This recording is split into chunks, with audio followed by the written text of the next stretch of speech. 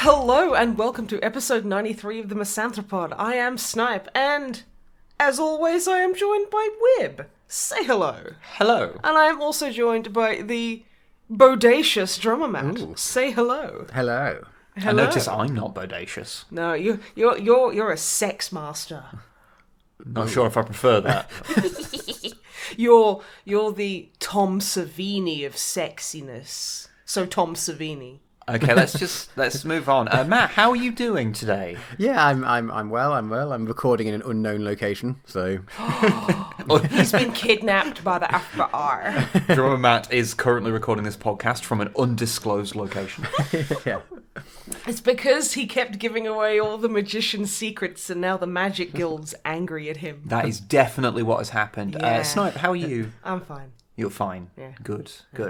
How are you? I'm doing as well as I possibly can. Good. I don't know why you said it like you were lying, almost as if you're not having a good day. And I'm a massive disruptive influence in this No, time-sensitive surely not. recording. So that's what I was thinking, Drummer Matt. I mean, what it is that thing where I'm just sitting there going like, I mean, we are going to the cinema straight after recording this, so Yeah, I'm still in my pajamas. yeah. Okay, I'll move on to something that we're supposed to be talking about then. Yeah, could you get the fuck on with it, please? So, if you are listening to this, and I hope you are, If you're not, fuck you. then They'll never know. you should hopefully know that our Christmas special of Codex Compliant came out, and I just want you all good. to know we're very, very sorry for the joke at the start of it. I'm not. And by sorry, I mean we'd do it again in a heartbeat. Oh, I don't know what it is yet. Oh, well, let's just say you'll probably quit the podcast and block us on every form of communication afterwards. Well, when we get back from the cinema, I'm going to put the intro joke up as the preview on Patreon, so you'll be able to see it then, and then presumably never talk to us again. Which is fair.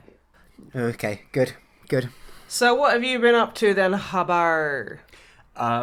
Well, aside from the thing that a few people were seemingly quite interested to hear, which hear us do on the podcast, which is getting incredibly angry about the UK general election. Oh, yeah. I did not read the comments for that one.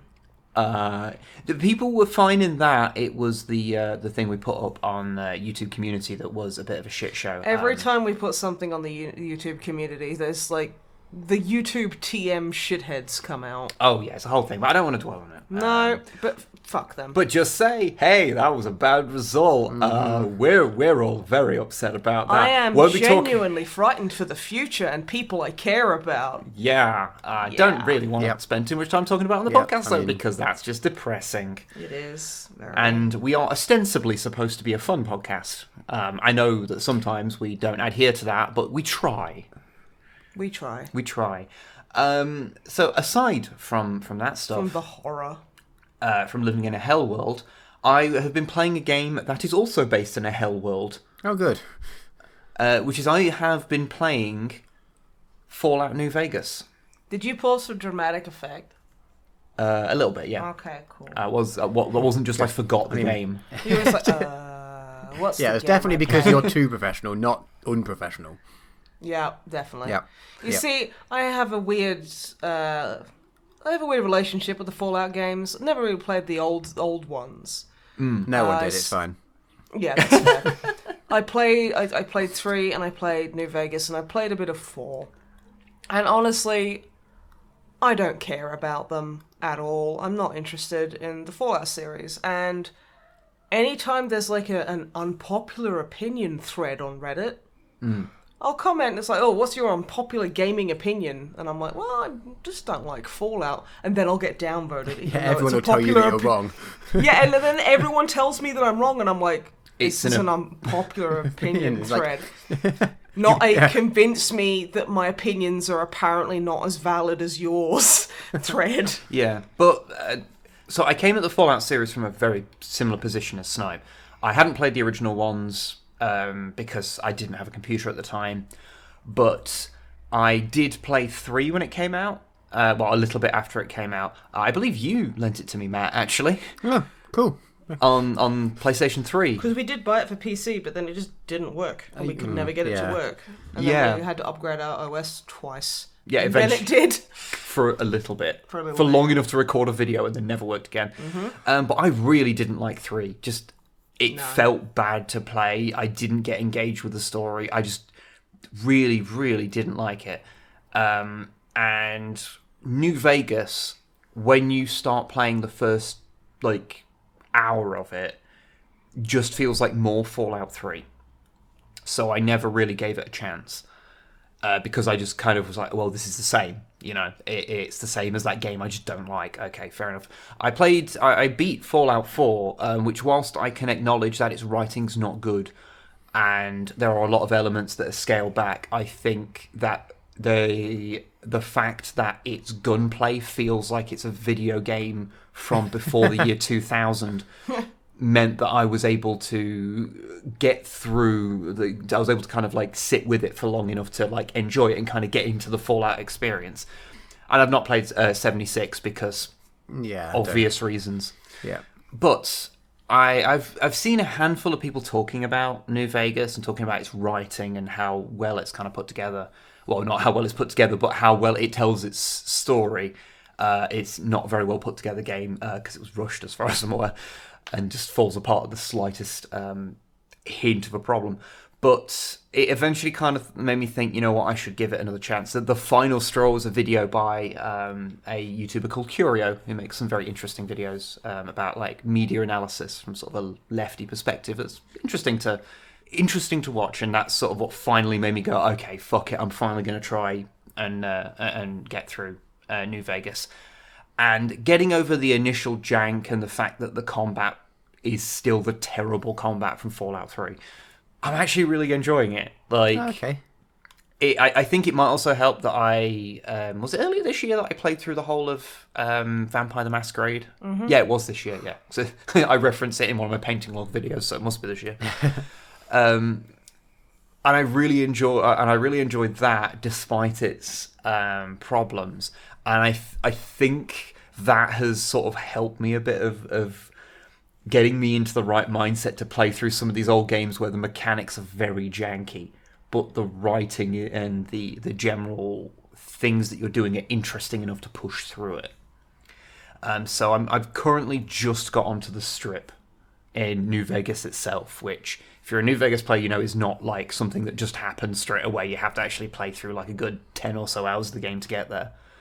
So, yeah, I am enjoying it. I've barely met the Legion so far, who, the fash. They are literally fascists, yes. And not in the way that, they took the word Christmas off their coffee cups or anything. Actual fashion. Yeah, no, they are. I am really enjoying just the quality of the interesting bits of writing of people you'll encounter, and you actually want to speak to people because they have interesting backstories, and you're like, okay, that's really cool. Because I was talking to you, Snipe, earlier. Oh, I'll say earlier, a couple of days ago. Yeah, you didn't speak to me for 2 days. It was really weird. Yeah, it's been really... I basically save up speaking to you for several days before the podcast. Yeah. I mean, I still talk to you, but that's... I just ignore it. Yeah. But I described this to you of so there's one thing I've noticed about Western sort of RPGs is those quest chains that are a Russian nesting doll. Where you do a thing to do a thing to do a thing to do a thing to do a thing. That they do happen in RPGs like JRPGs and stuff as well. But I find that's them, just the RPG thing. I find them very prone in Western RPGs personally. It's like a quest egg. A quest egg. Quest egg. Okay. Why is it a quest egg? Because you got to do them to set up your nest egg. That was an interesting variant on a pun. where it wasn't a pun. It was a pun. It was wordplay with no basis. Just like your face. Says. Facist. Okay, I'm going to carry on with what I'm talking about. That's probably good. Yeah, it's probably wise. Yeah. I did a quest where I don't mind spoiling a quest chain because the game's from nearly 10 years ago, I believe. Oh, fuck off. So it's probably fine. But there's you get to a town, which you get there because you're trying to chase the guy who shoots you in the head in the intro. The guy with the fancy coat called Benny. Oh, he's fancy. I hate him already. Yeah, he's a dickhead. But he shot you. And you're trying to chase him down, and you end up going. You were told that he went through a village, so you end up going to that village, and they tell you that there is a nearby rocket factory, like an old rocket factory, that's inhabited by ghouls, who are the like feral ghouls, the like people who are melted by radiation poisoning, and some of them go feral and become mindless zombies, basically. So loads of ghouls are like fully compos mentis, and they live for fucking ever, basically. But yeah, so I go to this place, and there's feral ghouls outside, and I shoot a bunch of them, and then I notice there's like these super mutant corpses knocking around, and a bunch of ghouls wearing religious garb, all carrying like plasma weapons. And I go in, and I hear a ghoul's voice saying like, "Oh, come up the stairs, and come meet me, but watch out for the things here." And you go through gradually taking out more feral ghouls, and you go up to the top, and you find a guy who thinks he's a ghoul, but he's actually just a dude. Oh. Okay. Basically, you find out that he thought he was a ghoul because he was placed working on a nuclear reactor, and his hair fell out, so he thought he was a ghoul.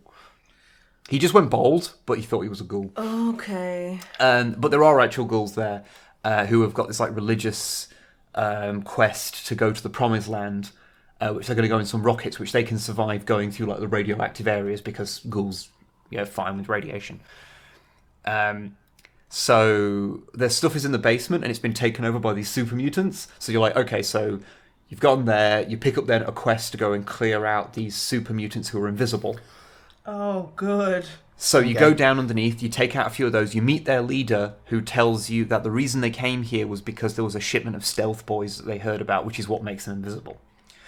And if you can get into a room where a ghoul has holed himself up with a rifle, who's killing anyone who enters, if you can get in there and get him out, then they'll leave. So they'll leave the basement alone. So that's another quest. So you go along, and you go to this guy, and he's like, oh, you're a human. Okay, I was going to shoot you. And you say, look, can you just leave? Like, they'll let you go. And he's like, I will when I make sure that one of my companions, what happened to them because they ran off further into the basement. I need to know what happened to them. So then you go back further on into the basement, you find their corpse, come back up, you tell him to go, he goes, he tells super mutants that it's all clear, so they go in, you go to the ghouls, they go, okay, we can go back downstairs. You go to the village and tell them it's sorted. There you go. Like, that's like 4 quests deep. And that's just like how some of these quests roll. And like, this isn't new to this game or anything. Why can't you just go shoot 40 rats? I don't know. Like a god dang honest RPG. And of course, there's things you can do to make it different. Like, you can just kill all the ghouls or kill all the super mutants. Like, there's different ways of doing it if you can't be arsed or you want to just play a dickhead for whatever reason. Yeah. But I quite like that kind of style of doing it, because it gets you kind of invested in the individual things. It's not just it's not just kill 40 orcs, It's, okay, these have a reason to be here, and you can get rid of them by doing this, and that leads you to another thing, which leads you to another thing, which leads you to another thing. And of course, that also spins off into a thing of getting the resources to fuel the rockets to send those ghouls off, whilst Flight of the Valkyries plays, if I remember rightly. Yes. And I'm just really enjoying that kind of style of like, even like half the quests have nothing to do with like fighting or what have you. But that's like half the fun of an RPG is kind of like doing that and figuring out alternate routes to complete quests. I've got high speech, so I can just convince them to stand down or what have you. Yeah, it's like Divinity Original Sin 2 is a bit like that. Usually there's like a few ways to come out of quest. You can just go in and kill everyone if you're a dick. But yeah. I've been. You can like turn people in and just be a total arsehole. But yeah, I've been having a lot of fun with it. The combat is still fucking dog shit, but you kind of just adjust to it. It's an older game. You can forgive it. I think I wonder if it feels worse on PC than it does, because you played those Fallout games on PS3, didn't you? Yeah. And with the controller, it was sort of like it was okay. I didn't really notice it being particularly bad at the time. With a mouse and keyboard, it becomes very apparent how bad it is. Bet. Yeah, I bet. Because you're expecting, with a mouse and keyboard, you're expecting, like, good shooting, because it should be. Whereas when you're using joysticks to do it, it's like, it's always going to be a bit bad. So the fact that it is a bit worse than a bit bad, you don't notice, because it's covered up by it being bad inherently, I guess. Yeah. If that makes any sense. No, totally. The game is janky as fuck. Like, the animations, like the amount of times you'll see a character stuck behind a minor bit of terrain, walking into it endlessly whilst their legs freak out. To be fair, that happens to me like at least twice a week. Yeah. So it suffers from the standard Bethesda problems. Although in my time playing it, which is over 10 hours at this point, I have only had the game crash on me once, which I think means I might be video game Jesus. Nice. Because from what I understand, most people have it crash 4 to 5 times in the intro area of the game. So, but yeah, so having fun with that. But that's all I've really been doing. Because obviously, loads of work going into doing the latest video and various other things I've been up to. And now I know I'm just waiting until I have a spare moment, like once all the Christmas stuff is done, so that I can play Disco Elysium. That Plasma gifted to us Plasma because he's a Dragon. naughty dude, but he's a very nice dude. Because that's an RPG, like, detective game Oh shit, really? that sounds fucking fantastic. Yeah. And I just want to play it all the time now, but I can't because I'm recording a podcast and we're going to go and watch Return of Skywalker not Return of Skywalker, Rise of Skywalker. Return of the Skywalking. Return Yeah. of Starkiller. It would have been nice if we could have talked about that brand new movie that everyone's talking about in the podcast that's going to be nearby its release. Yeah, but, like, that's not very on brand, is it? Come on. No, it's not. This is very true. And you've got homework to go and watch it for next time, so Yeah. so we can all talk about. I assume we'll do what we did with Like a spoiler cast kind of thing. Yeah, we'll do what we did with Endgame, where we'll put any talk about it at the end. Of the game! At the end of the next podcast. So if you want to hear about that stuff, then We'll get all the questions and everything out of the way. Yeah, and yeah. then just so Make sure to subscribe so you know when that episode comes out. Yeah, like, comment, subscribe. That was weird for you to be doing that, dude. No, I don't think I've ever done that before. You have dignity. What's wrong? Oh, one other thing to mention. Yesterday, when we were recording this anyway, we went to our friend's wedding. Yes. So just want to say a big congratulations to Unity and Sin, who you'll have no doubt seen in our streams and stuff. You might have seen them in stream chat and stuff. Big congratulations to them because yes, they had a lovely little wedding and we were there. Oh, yeah, it sounds was very lovely. nice. Congrats, everyone involved. Yeah. It was very, very lovely. But yeah, with all that said, Snipe, Yeah. what have you been up to? That I can talk about? That you are legally allowed to talk about by the government, yes. Well, I'm not allowed to talk about much because the government doesn't like me, but F the government, quite frankly. Heck the government, yes. Heck the government. You can quote me on that. I won a painting competition at our local cool. Games Workshop. Oh, yes, well done. you did. Thank you. I still haven't really processed it. Huh. So it was it was called Mortal Heroes, and you basically just pick a model from AOS, and just the one that you like and paint it up. Yeah, I think you went into this stuff like last time. Yeah. And I picked a Harbinger of Decay because it's a really cool model, and Nurgle stuff is really fun to paint. And yeah, they drew that yesterday, and we popped in, and I was just like, oh, because there was like a bunch of other people, that, like, and half of them had been taken home because end of the competition, all the votes had been cast, and I was like, oh wow, who won? And the guy behind the counter just basically just held out his hand for me to shake, and he was like, congratulations, and I was like, what? What? Huh? Huh. Wow. That's similar to when I won the competition last year there, and they were like, and I was like, oh, who won? And they're like, oh, it's some bloke called Matt Ward. I was like, that's me. I literally pointed at him and went, him! Wow, so we can now say award-winning Snipe and Whip, referring to both of you. We are both technically award-winning painters. Yeah. Also, awesome. What's really funny is that the people at the local GW didn't say it and kept it under wraps for a while. I think one of the guys accidentally came out with it, where in the first competition we entered, I came second, and Wib won. So they were like, oh, we don't want to tell them that she came second because that, ooh. And then one of the guys just slipped out with it, and I was like, wait, what? And he was like, yeah, we didn't want to tell you because it's a bit awkward. I was like, oh, no, I'm really happy. I thought I came like last or something.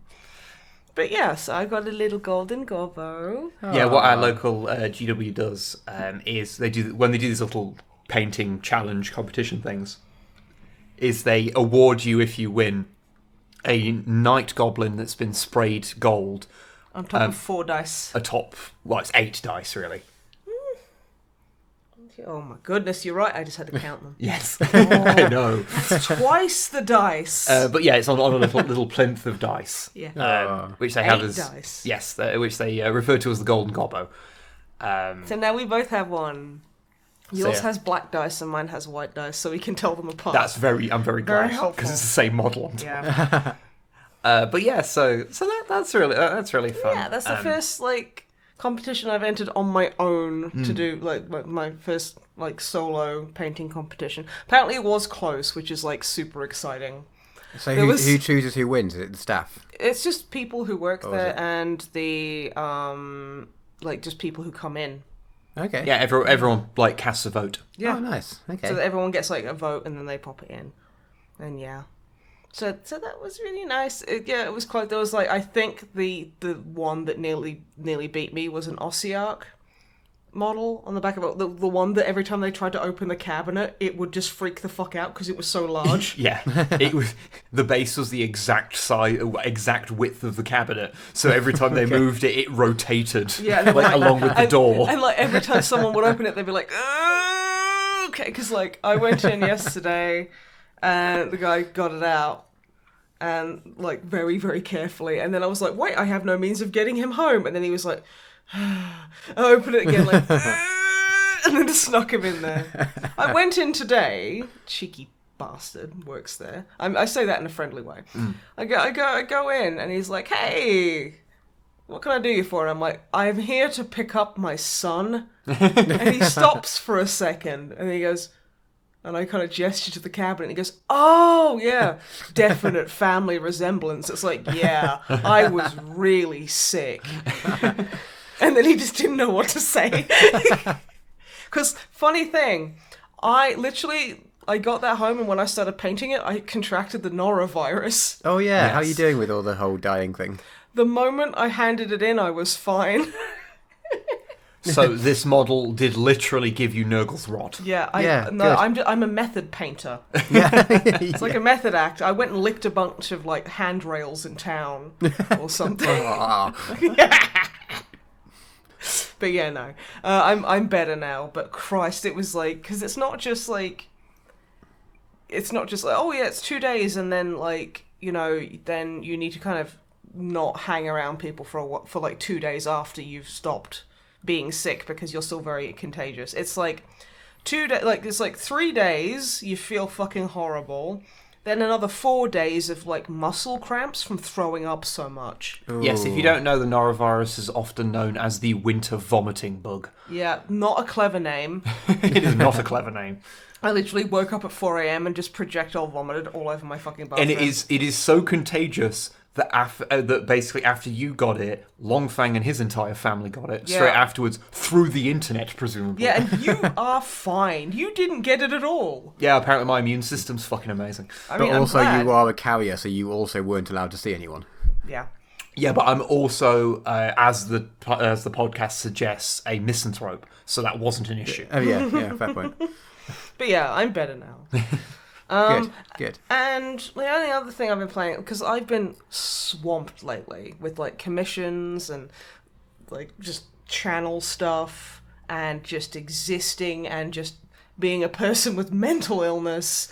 So I've basically just been playing so much of The Sims, and they have a sale on now for expansions, and I'm really resisting. Oh no. Yes. Apart from all that, I played some Unreal, like the original Unreal. Yeah, we played that on the stream yesterday. Ah. When's that from? Ooh, 98? It's because it was sort of the... I love that game. Ooh, is it a bit later? Because I know it was like... I think it's like maybe... It's around like late 90s, like 98, 99, I think. You're going to Google it. I'm just going to Google it. May 22nd, 1998, yeah. There you go. So yeah, it's I played a lot of it as a kid, but the thing is, I never really played much of the story mode because it was terrifying. It's like there's a scene in it where you have to go and turn off power. And now the thing about Unreal is it, at the time, was benchmark. It was phenomenally beautiful. Yeah, just to put it in context how good Unreal looked at the time, they didn't use promotional artwork for the cover of the game. They didn't use like painted art or anything like that. They just used some of the in-game models because like in-game screenshots, yeah, basically. They were that confident in how good it looked. They had fantastic lighting. It looked beautiful. It was unreal. It was really amazing. Like it looks like a papercraft nightmare by modern standards. Oh yeah, but at the time it was literally just earth-shaking and amazing. And honestly, I think there's something quite engaging about that era of 3D, like when put on like modern kind of systems and running in 1080 and stuff. I think there's something like quite smooth and clean about the way those things look. It's good. It's just good. And yeah, like I never really played story mode because like the one fantastic reason why I started talking about how good it looked is, so there's a part where you walk down this corridor and you have to turn off the power so you can get somewhere else. And you kind of wander back and you hear like this huge like rumble, and then you hear the distant sound of big lights just snapping off. You know, the kind of like you know, like the big hefty like floodlights, how they make a noise when you turn them off. And you start hearing that getting closer, and you look down, you turn the corner, you look down this corridor, and the lights coming towards you are all going out one after the other. The music at this point has stopped. You are locked into this corridor because a couple of like guardrails have been risen. And it's completely silent, and you stand there in the dark for like maybe 4 or 5 seconds, just being like, Then you hear one of the aliens make like this, you know, like the activation, aha, I've seen you noise that like enemies did in that time. And you see it fire a couple of energy weapons at you, which light up the area of pitch dark. Phenomenally directed. Beautiful. Very, very cool. Because that's your introduction to the Scourge as enemies, isn't it? That's like one of them. Because you fight brutes before, and like the first time but I meant the Scourge. Scourge. But the first time you see the Scourge is you are waiting for a door to open on your ship, and you hear like a bunch of screaming and struggling, and then just like giblets flying everywhere. Then the door raises finally, and you just see like like a Scourge model just disappear around the corner. It's like really quick, and you're like, wait, what the fuck was that? But I meant this is that when this is the first time you like fight one. This is where you actually interact with one. Yeah, that's what I meant. And it is terrifying. It is so scary. And I don't think I really ever got further than that when I was little. So I just played the like bot matches, which were fantastic. Well, I mean, that's what Unreal's legacy really became, was rather than this... The multiplayer was so good. It's eventually spun off into Unreal Tournament, and that's the Unreal everyone remembers, you know. Ooh. No one remembers Unreal 2 The Awakening. Or the DLC for the first one, where they just had some random guy in a garage being like, yeah... So I managed to get out of the planet Nepali And he's just like a teenage boy. It's like the cheapest, shittiest expansion. Yeah. Everyone politely forgets that exists with good reason. But yeah, playing that was like so nostalgic for me, and yeah, it still holds up. It suffers from a lot of the 90s FPS problems of just being a bit of a maze. Yeah. It's it's like playing Doom 2 in the city levels, and you just like everything looks kind of the same. Where do I go? It's horrible. I hate it. But yeah, can recommend if you're interested. It's usually on sale for like a couple of quid on Real Gold, that kind of thing. Yeah. So yeah, can recommend. But yeah, that's apart from like just everything else. That's all I've been up to. Yeah, no worries. Drummer Butch. Hello. What hast you been up to, my friend? I may have bought a Switch. Oh. Yeah, well... Christmas present to yourself. It was inevitable it was going to happen at some point. Yeah. Have you got Pokemon Let's Go? No, so I've Sword got... and Shield? So I've got no Pokemon games yet. So I bought a Switch Lite because... That's the one where you don't need the TV, right? Yeah, you handheld. can't. It's just a Game Boy, basically. You can't disconnect the controllers and you can't plug it into your telly. But I was like, well, for most games, I only want it for like a couple of like Zelda and Pokemon and a few things that I can't get on my PC, and then all of the gaming I've been doing on my PC. So I was like, and it was like £100 cheaper, and I was like, well, I can justify getting one at all if I get the cheap one, and I can't quite if I get the expensive one. Yeah. So I think it was like £210. I think I paid for a Switch Lite and Zelda Breath of the Wild, which I don't think is too bad, really. I mean, have you encountered Shark Husband yet? So Zelda was the first game I played on it, and it's like it's like £50 new still. Like Switch games have not dropped in price. Nintendo games never really drop in price. Like you can get it for less than that if you keep an eye out on various places, but the like still RRP standard price for it is like 50 odd quid. Yeah, it's ridiculous. And it's just like, oh, what? But anyway, so yeah, I've been playing that a bit. And yeah, Zelda is very... You know what? Have you heard anyone talk about it? And you can just be like... They're saying, oh, you kind of do anything or go where you want or that sort of thing. I was like, well, yeah, but that's like, most RPG games. But it does just feel beautiful to play. Like, you just run somewhere and then you get near a cliff and you just start climbing it without really thinking about it. And it's like hard to explain how intuitive it is. It's really... I was just like wandering around, and then I found myself like climbing up this cliff somewhere, going somewhere random. I was like, wait, how did I get up here? What's happening?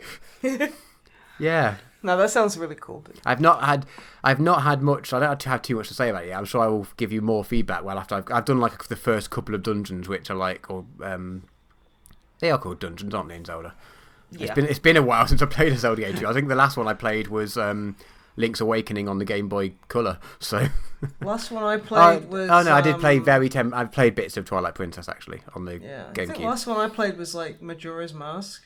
Yeah, I think that's the latest Zelda game I've played as well. Yeah, I played the first one and Majora's Mask, and I didn't play Majora's Mask for very long. So yeah, I will have more feedback on this, I'm sure, next time.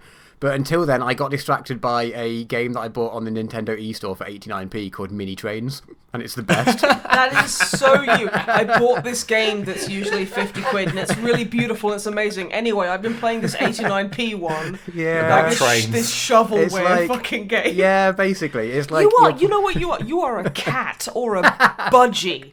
You are a very smart bird that you buy a big expensive bird toy for, and then he sits there and just attacks the box all day. Yeah. Drummer Matt is a silly bird. I am, because Mini Trains is great. I don't know, I have no idea if it's out on anything else. I was expecting you to get a Switch, and then just be like, nah, this ball in a cup is what's on. Ooh, yeah, get that ball in the cup. I can just see you doing that so hard. Or maybe playing jumping jacks.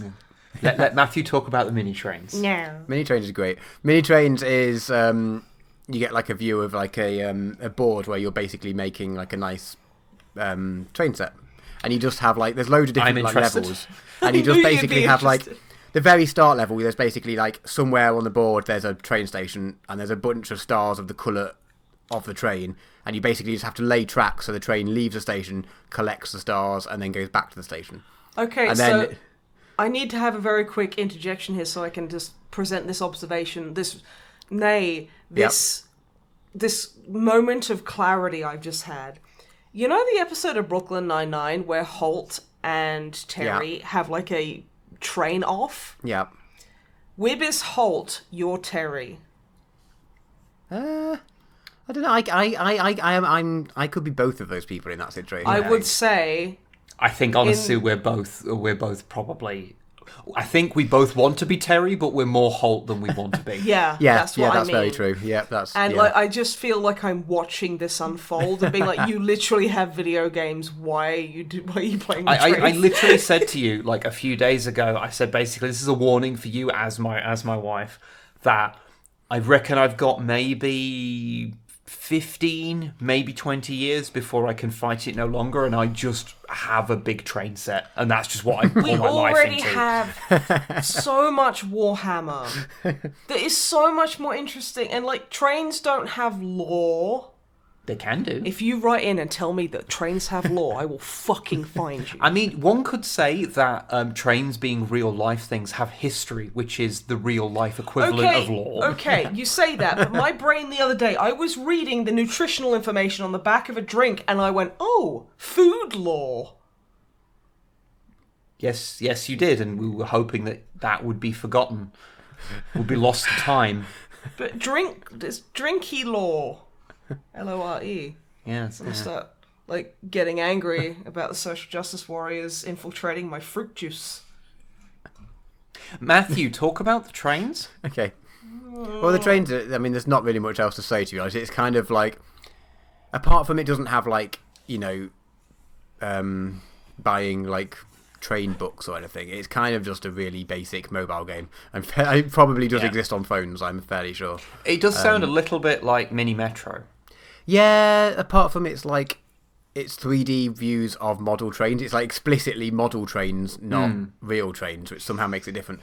But yeah, it's a similar sort of thing. But you end up, you start with one station, 1 star, but you end up by the end there's like 3 different stations. All of the trains are different colours, and you have to get them going on the same track but without crashing into each other, and you can put in like points, so you'll have one going one way and at the last minute it swerves off to not collide. And yeah, it's a very satisfying game for 89p or whatever I paid for it. So yeah, I appreciate that the Switch has more involved and objectively better games. The Switch has good games, but I'm playing this one. So far I've nearly finished. I've got like 2 levels left and I'm done with it, so then I might play the game that's technically worth 50 quid still. I think this might be the absolute perfect way to describe your like video game sort of attitude. This is a perfect dichotomy. Yeah, I'm sorry. And then next on my list is next I don't know, because there's like I want to play Pokemon Let's Go because I want to see the interaction between Pokemon Go. I want to get like a Meltan and things and do all the things that you can kind of do by linking them up. Mm-hmm. But also I want to play Pokemon Sword and or Shield. Yeah, where everyone's Glaswegian. But I don't know like which one to get first, and whether if I play one I'll be disappointed by the other, or if they're different enough that I can justify buying both, or I don't really know. And I know they're very different games. Yeah. Well, isn't Sword and Shield like just a fully blown? Yeah. That's just the next Pokemon game. Yeah. Whereas Let's Go is just Pokemon Go Plus. It's a remake basically of Yellow, but with the mechanics of Pokemon Go, I think. Seemingly. Yeah, and you can have like an Eevee follow you around, I think. Yeah. I did play the demo for it, and I played the Let's Go Pikachu version, and it's when you get, because you do have like battles, so you catch Pokemon like you do in Pokemon Go. You don't fight them; you just throw balls at them. Yeah. But then you do have, like, when you walk into someone's line of sight, you do get into a battle with them, and you have your moves and things the same, sit closer to the classic Pokemons. Yeah. Okay. So you do have that. But when you start off, instead of having because your Pikachu is just like following you around, when you start off, he just like jumps off your shoulder and things into the fight rather than like throwing a ball and things, which is like, oh, I like that. It's like you're actually his friend rather than keeping him locked up in your Poke prison. Your Poke prison. So yeah, I did play the demo for Let's Go Pikachu. I have heard that it sounds like Sword and Shield is a lot more in depth. So yeah, you might enjoy that better. I think that'll probably be a better value for you. It will, but I think if I play that one first, I'm not going to want to go back to play Let's Go, because it's going to be a bit disappointing. Whereas I'll sort of build myself up. I might be able to like enjoy both of them. You know what I mean? Basically, it depends on exactly how much do you want a Meltan in Pokemon Go, doesn't it? I mean, quite a lot. Really? Are they even that Kind good? of. I don't even know, but I want one. Oh, you have like a buddy system in Pokemon Go now, where your Pokebuddy will literally, like, if you feed it 3 times, it'll follow you around on the map for like a couple of hours. Yeah, I saw that. Yeah, but like they also somebody... introduced a bug where you can't search for 1-star or 2-star Pokemon in your Poké thingy anymore. So Really? yeah, because mine's working fine. I know that doesn't help you in any way, but it's a known bug that they're apparently going to fix. But I was like, ugh, this is the worst, and I can't like batch send things off to the blender. I have to like individually select Pokemon and send them off. God, when will they build your statue? But yeah, well, does it help if I say that I'll buy like Pokemon Let's Go and then let you use it to help get the Meltans? So it's like, okay, will you fine, then get give me that permission one. to buy it? And Yeah, then that'll be fine. I'll wait until after Christmas and there might be a good sale on or something, and I'll get it. There's Nintendo a really good games are barely ever on I sale. know. There's like they were advertising like as of like yesterday, as of recording, they had like a giant Christmas massive sale. It was like 700 games on sale for up to 80% off, and obviously it's none of the first party Nintendo games or anything. It's just like all of the like shit games such as Mini Trains. Yeah, like real trains or whatever. Yeah, so I was hoping for a bit of a discount. They're like, no, of course it's Nintendo. No, they just Nintendo for some reason get a free pass with that. But shit, it is a sign that their games are good enough that people like put up with it, which is I guess. a good thing, I mean, to be fair, like suppose. Nintendo as a company, shit. they have their moments of being utterly appalling. Yeah. But the one thing that kind of separates them from a lot of other developers is that their general quality is always pretty high. It's very rare that there's actually a bad first party Nintendo game. The last one I can think of was Star Fox Zero. But like the mainline Mario and Zelda games, they're always very well made, and they don't seem to age as well as much. I think probably because they never go for like the cutting edge ridiculous graphics. Yeah, where it's the the other cartoony consoles thing do. where like the more like caricatured something is, the the better it looks for longer. Like, TF2 still looks good. Oh, it's why the only Zelda game that looks really old now is Twilight Princess, because it's the one that looks like more realistic. Yeah, it's the one that's given the grittiest kind of look. But that's kind of a Nintendo thing. They've always kind of preferred to do things that are not on the cutting edge of being more, we're gonna like have the technology that's already been perfected and we're gonna keep doing it and do it really well. I mean, they can fit so much more in if they're not like attributing so much like disk space and whatnot to just the way things look. Yeah, they're like Nintendo as a company, like it's fucking big companies are all terrible. Yeah, but but they do put out good quality video games. Yeah, and that's not a controversial statement. So yeah, those are the 2 games I've been playing so far. I will probably, as of next recording, have more, and I might have moved on from trains. I mean, can you ever move on from trains? Well, I might have temporarily paused playing trains. That's probably more to accurate. record a podcast. Are you playing it right now? I am not, but it is close by. I could be. Yeah, I am not, but I'm thinking about it. The other thing I did in the last fortnight is I went to the cinema and I saw Knives Out. Oh, yes. That is exactly the same reaction. I think a lot of people know about it and then forget instantly. And then when you say, oh, it's the ones, it's like a whodunit Agatha Christie style thing. And everyone's like, oh, yeah, I did see that advert, and then instantly forgot about it. I don't even know what this is. I haven't even seen the advert. I have never seen an advert for it, but I've heard it's quite good. Yeah, so it's a sort Christie. of like, well, it's not Agatha Christie, but it's like a murder mystery whodunit. There's like a detective and people in an old house, and one of them dies, and then they're trying to work out who of them are, and they've all got various alibis, but also motives. So it's like Cluedo. Yeah. Well, at one point, it's very self-aware. At one point, one of the police people, because there's 2 police people there originally, and then the like private detective-y type person, the like Poirot-esque character, and it's very self-aware because one of the cops is just like, they're even in love. It is just straight out of Clue because they're in this giant ridiculous house. So it's like very self-aware, and but not in an annoying way. I thought it was, my straight up thoughts were, I thought it was really good. I really enjoyed it. Okay. It's got a good cast. It's got like the main detective is Daniel Craig, Okay. Oh, cool. His character okay. is from Kentucky, and I've no idea if it's a good Kentucky accent because I haven't. It probably won't. It probably won't be, but it was There's a lot very. of people who do like Southern American accents, and, Yeah. like really like, Yeah. "Oh, howdy, ya!" Yeah, I'm sure it's terrible. So apologies if you're from there, but it What, was for very the accent or just No. being from If there? if you're from there, it probably offends you greatly, and yeah. But to listen to as knowing no better, it's a very satisfying accent to listen to. To hear the does sort look of character whose job is like to explain things in this amazing drawl, it's just like, oh, I could listen to him. I could just listen to a podcast of Daniel Craig talking in Kentucky for a long time. Talking, you mean? Just say cowboy. Just say Turns- as- talking as- cowboy. No, talk. it wasn't. It's not quite cowboy though. It's like subtly different. Anyway, that isn't Has the point of the Kentucky film. Daniel Craig awoken something in you? Yeah, well, most definitely. Oh, Fair okay. And it's got another. Who else is in the cast? Captain America, Chris Evans. Is this the The one guy where with the he's... phenomenal running form. Yes, he does have phenomenal running form. Is this the movie where he's wearing like a really big fishing cardigan for most of it? That sounds adorable. Or am I thinking of another didn't movie? notice That's that. America's Jumper.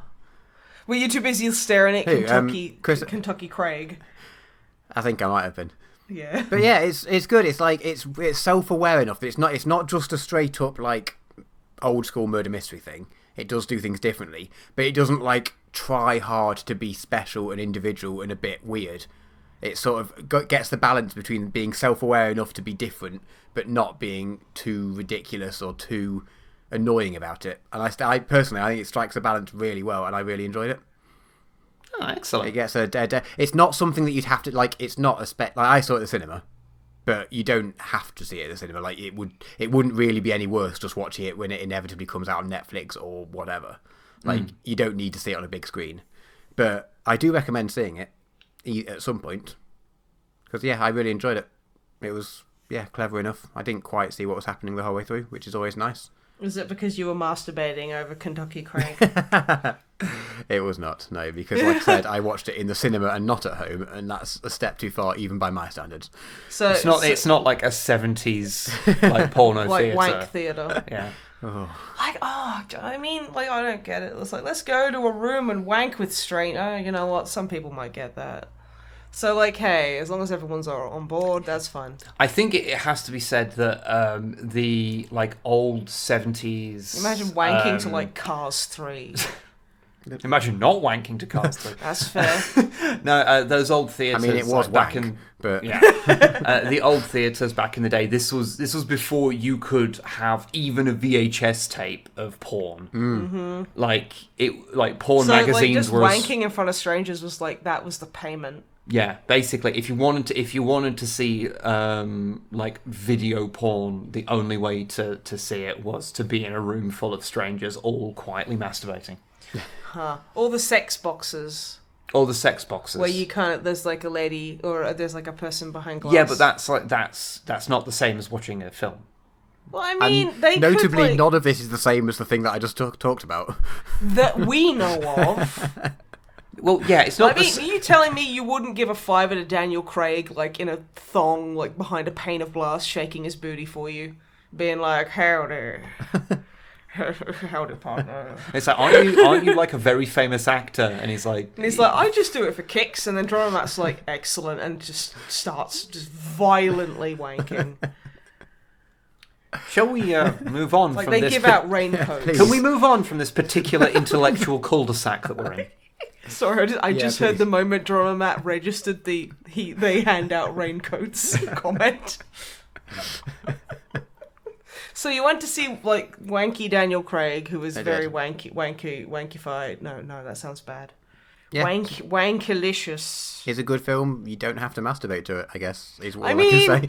we're not going to sit here and tell you what films to masturbate to. You know when I said that but... we should leave this particular subject? Like, No, I want to tell people what they're allowed to masturbate to. What movies? Like Cats. They should start off by masturbating to our end-of-year video game suggestion thing that we're doing. Yeah, but don't tell us about it. That'd make it weird. I'm trying to move us on. thank you. So yes, if you have heard the previous end of year episodes of the MisanthroPod, then you will no doubt be aware that we normally go through every video game that we have played throughout the year that is, released in the year in question. And we talk a little bit about every single one of them, and then we pick a game of the year. Now, this year's a little different, which is why this episode won't be called, like, the end of year special or anything like we normally do.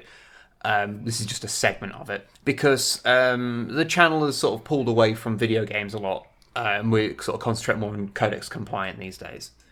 And just do the video games on streams and stuff. But that's meant that we haven't played anywhere near as many video games as we normally would have, and especially not anywhere near as many new ones. So, like, a lot of the big blockbuster games, like your Death Strandings and the like, we just haven't played. I wouldn't play Death Stranding anyway. It looks boring as fuck. I mean, I'd want to give it a go. Yeah. But I don't know if I'd like it. Someone, I probably wouldn't gave like it to me, I'd be like, I'll give it a go. But anyway, that is entirely not the point. So what we're going to do is go through the games that we have played, and then we'll still pick a game of the year, but just take it with the noted caveat that we've not played many video games this year. Okay. So, do you want me to go through and name all and just name the games, and then we can all just like have a little bit of a talk about them? Yeah. That one of us has gone through? Because I believe the only game from this year that you have played, Matt, is already in our list. So Yep. Possibly. I did just check when Mini Trains was released, and that was this year. So Oh my god. Oh, okay. spoilers for the end of my game of the year, but Is it literally? Is Mini Train is going to be your fucking game of the year? Oh my. no, goodness. my game of the year is almost definitely going to be the one that you just hinted at. Yeah, I think. Yeah. Yeah. Meat and Fuck 73. Are those games even still being made? Yeah, I was talking to Longfang a little while ago, and I was playing dildo fishing while talking to him. Basically, where you're this overweight, like, boomer cartoon-like guy fishing with dildos, and just big-titted, like, naked women just, like, deep-throat the dildos, and then you fish them up. And then Is you that do part- fuck with them. Is that part of the Meat and Fuck series? Yeah. Okay, when was that released? Oh, not this year. Was it this I think- year? Yeah. Oh my god. Can you fucking imagine? No, I think it was like a couple of years ago. Okay. Unfortunately, I need to keep up on my Meat and Fucks. You gotta I'm keep sorry, up everybody. because the Meat and Fuck series has been a punchline for us for a while, but I don't tend to follow it too closely beyond knowing it exists. Oh yeah, same. But yes, I'm going to name some games. They're not in any particular order. No. And Meat and Fuck will not make the list, I'm No, afraid. so I'm just going to bring them up, and then people can say anything they want to about them, and then we'll pick a game of the year at the end. Okay, good. So the first game in the list is one that only I have played, Yep. which is The Surge 2. So Oh, yeah, you might be the yeah. only person in the world who's played that, yes. no, there's like 2 other people on Twitter. Okay, yeah. Unity's played it. Okay, He enjoys it. there's still 2 other people on Twitter. He was one of them. Yeah, I've obviously talked about The Surge 1 and 2 quite a bit over the last year or so. But yeah, The Surge 2, a really good sequel to the original Surge, which I also ended up really liking after I kind of got used to it, because it's a Souls-like game, but with its own kind of take on it. The second one managed to improve on pretty much every problem with the first one, like its plot is coherent, because the Surge 1 has about 3 different like plot lines it's kind of juggling with, and they're all interlinked, but in ways that are kind of confusing, like unnecessarily so. And the sequel kind of just has a bit more of a straight line, sort of what's going on, and honestly, it's kind of improved for that. You also don't play as like a named character; you just are Create a character. You should play as a character called Warren in the first game, Warren. who you do meet in the sequel. Spoils. So, yeah, I mean, granted, when he showed up, when they're trying to hide who he is, I'm like, that's Warren, isn't it? Because you're trying to keep a character mysterious, and the only character that we know the name of who isn't definitely dead from the first game or is irrelevant is Warren. So there's only one person this could be. So, yeah. Tina Turner. It was Tina Turner. It was Tina Turner. But yeah, they improved a lot of things, like the combat still works really well. Once you're kind of used to its different kind of pace. The only downside to it was that it's not not got quite as much life in New Game Plus as the previous one. So replayability suffers a bit. A little bit, because the previous one scales much longer into New Game Plus. I think you went through like 4 iterations of the game before it stopped scaling, whereas this one stops after like 2. Yeah. So it's just not as... There's less reason to keep playing through subsequent New Game Pluses for any other reason than the challenge. But still, enjoyed it a lot. It is a good video game. I enjoyed it. Also, it was released as an absolute technical shit show. I remember where every time you booted it up, you would have to shut it down because the drivers went really weird and made everything green and like super flickery and horrible. Yeah, the game was literally unplayable the first time I boot it every single time. And then you'd have to close it and boot it again. And then like after like a week, they patched it. But I think people were still having trouble. It was a shit show. It was a mess in that regard. But I presume it's probably fine now. But for me personally, I found the game was fun enough that it didn't really matter. I mean, it obviously does matter. That is a caveat, though. But it's a caveat. I'm fine with it, but you might not be. Yeah, basically, I enjoyed it enough that its technical hurdles weren't a deal breaker for me, but I would completely understand it if they were for other people. And I don't know if they've been 100% fixed now or if it's still a bit of a mess, but yeah. But yeah, that is the first game. The next one is one that Snipe will have a bit more to say about, which is Chaos Bane, the Warhammer fantasy game. The Diablo kind of... yes. Like the dungeon crawler. I played a bunch of it on stream. I think I played a bit with Longfang as well. Well, I've played some with you, actually. We did a video on it. You've played it on live stream. Yeah. I played it with Longfang, and I played it with you. I love the fact that it has local co-op and online co-op. I just wish there was a game to play in there. So, like, I'm not going to be, like, super nasty about it, because I don't have the energy. I'm going to save that for other things, I'm sure. But, like, it just felt unfinished and artificially lengthened. So, like, every fucking level was go into the sewer and kill the same handful of enemies. It was just like everything was like that. And there was not really anything to do. I mean, what I like about Diablo is that, you know, you can go to different places. You can play story mode if you want. You can just play what I think it's like adventure mode or something where you just go, I'm just going to teleport all over the map, and they basically like every place has every map has 5 or at least 5 separate just dailies you can do for gear to grind out, or you can do instances where you just have to kill a bunch of stuff and then kill an end boss. There was just nothing like that in Chaos Bane, and I played it for quite a while. Yeah, I seem to remember the part that really made you give up on it is the first major boss was just a crazy difficulty spike, and more importantly, was just unfun. It wasn't fun.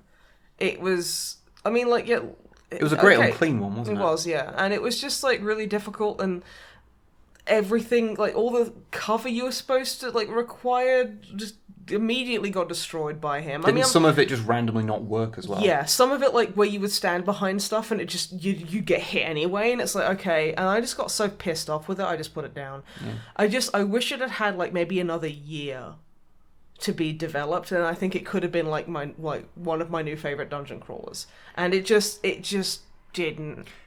It might be worth having a look at again, because I think it's had an expansion recently, which is a Tomb Kings expansion. Better be a fucking free one.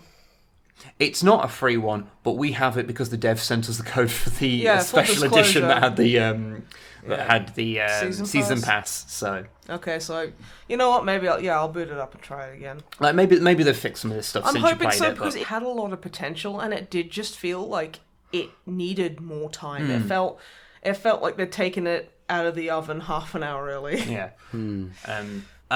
Next one is Battlefleet Gothic Armada 2 to carry on the Games Workshop I don't think I played any of this. I played a fair bit of it. This is by Roos's Beard. Yes, it's that one. Now, I played a bit of the original Battlefleet Gothic Armada, and I couldn't get into it. I really wanted to because, like, it's a bit complicated. If for whatever reason people listening aren't fully aware, Battlefleet Gothic was originally a tabletop game set in the 40k universe by Games Workshop, and they obviously tried to translate that game to a video game. And the first one was I just found like it was overloading you with information like at all times, and I found it really. I felt that with the first Blood Bowl. Yes, it was just overwhelming, and I'm sure like if you know the rules like by hand or like the back of your hand, then you'd be fine. But if you're like anyone else, it's just impenetrable. I think it's a little bit different because Blood Bowl was a straight adaptation of the rules, whereas this was I felt overwhelmed as what I'm saying. Yeah, more accurately, what's the word? A straight adaptation into a video game of the actual tabletop rules, whereas this is like, you know, a more traditional adaptation of taking the ideas of it and making a video game out of it without using the same rule set. But similar to Blood Bowl, the second one does a way better job at managing that deluge of information you have, and I found it way easier to get into. So I did play a fair bit of it. I'm never very good at it because it involves too much micromanaging, and I am a simple human who cannot deal with too many things at once. Yet you married me. It's why I can deal with. It's why I can deal with 40k, like tabletop 40k, because it's set in turns, so I can stop and go, okay, what am I doing? I need to move this. I need to do this. Okay.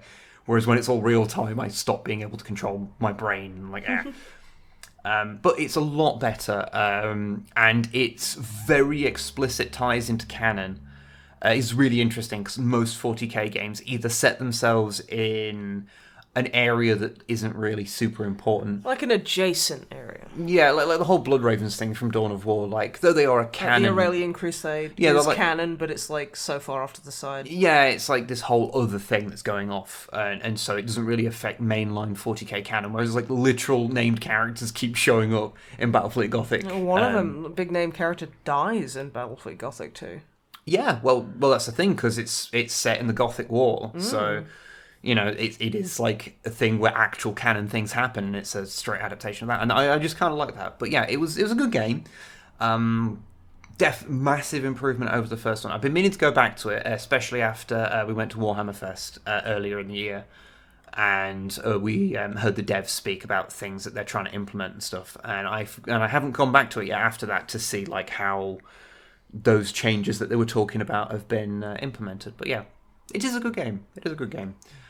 The next game is one that I don't have much to say about, and actually we talked about a bit last week for some reason, which is the Resident Evil 2 remake. Yes. Fantastic game. Absolutely phenomenal. Not perfect, but still very, very good. I really like the redesigns of the characters. I really like the reinterpretation of the story. I like the new things put in. Really don't like Nemesis, like Mr. X chasing you all the time because, well, I take tablets to stop anxiety. I'm not going to want to do that.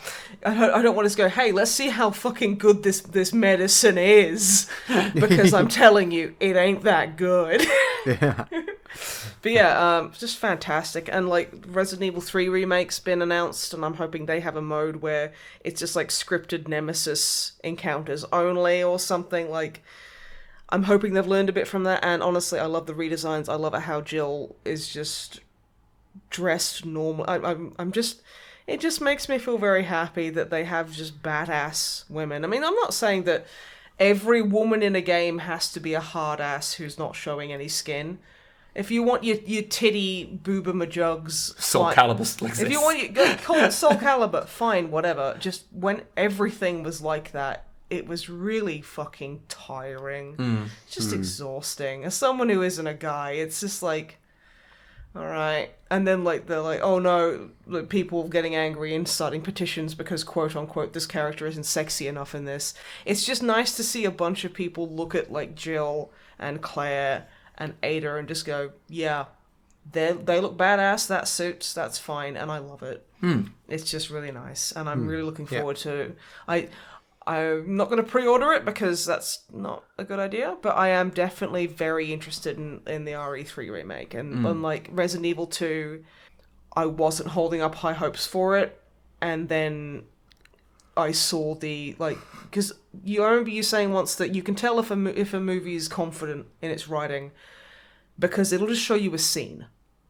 Yeah. Like Zootopia showed like the DMV scene, which was great. And I love that movie. I think it's fantastic. Yeah, I think there's a definite confidence when rather than showing like a fancy cut trailer, they're willing to just put out this is just a section of the movie or what have you. I mean, and say this is just it, and just let that advertise for them. And they did that with our RE2 remake, and I was just like, fuck, okay, wow. Okay, the next game on the list is another one for you, Snipe, which is Ghost Recon Breakpoint. Ah, yes, Tom Clancy's Ghost Recon Breakpoint. Or the Bernthal one. Ah, yes. Yes. I like it. I thought that was just going to be the end. Yeah. I like Yeah. it. Love the multiplayer. Story mode is pretty fucking lacking, honestly.